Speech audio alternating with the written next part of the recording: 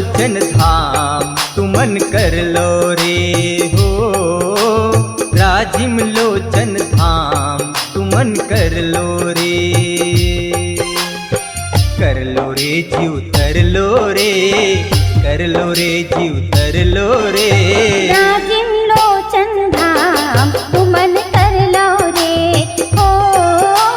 राजिम लोचन धाम तुमन कर लो रे।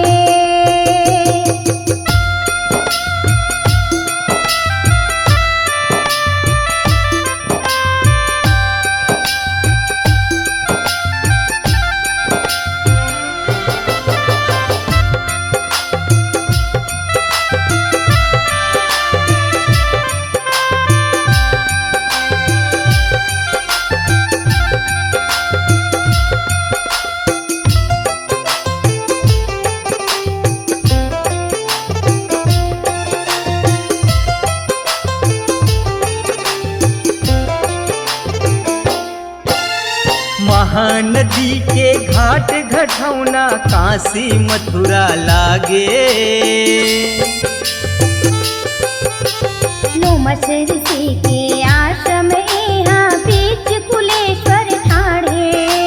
दूरिहा दूरिहा कहाँ भटकत हस, दूरिहा दूरिहा कहाँ भटकत हस। सब कुछ यहाँ धर लो रे, पालो रे जीव तर लो रे, पालो रे जीव तर लो रे। राजीव लोचन धाम तुमन कर लो रे। ओ राजिम लोचन धाम तुमन कर लो रे।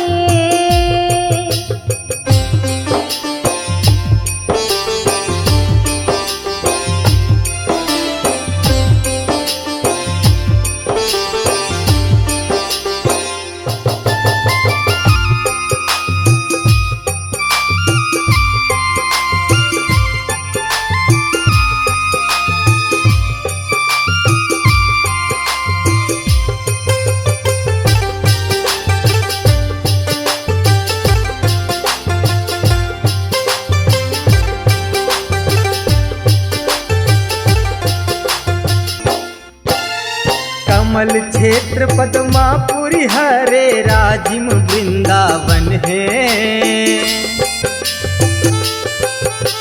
राजिम दाई के कोराम बैठे देखे राजीव नयन है। दाई ददा कस कोरा लागे, दाई ददा कस कोरा लागे। सीढ़िया गिन गिन चढ़ लो रे, पालो रे जीव तर लो रे, पालो रे जीव तर लो रे। राजिम लोचन धाम तुमन कर लो रे। ओ राजिम लोचन धाम तुमन कर लो रे।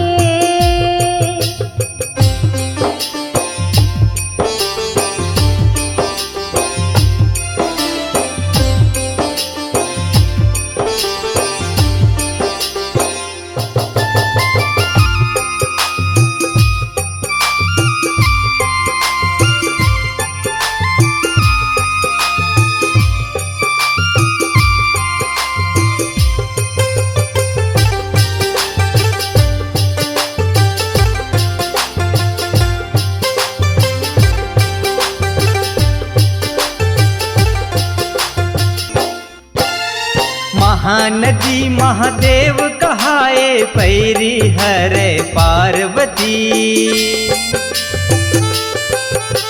सुरु गणेश के सोड़ हरे मन के पीरा हरे। संकट मोचन त्रिवेणी संगम, संकट मोचन त्रिवेणी संगम।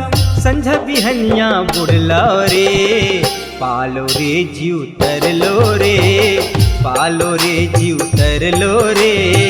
राजिम लोचन धाम तुमन कर लो रे। ओ राजिम लोचन धाम तुमन कर लो रे। वो राजीव लोचन भगवान की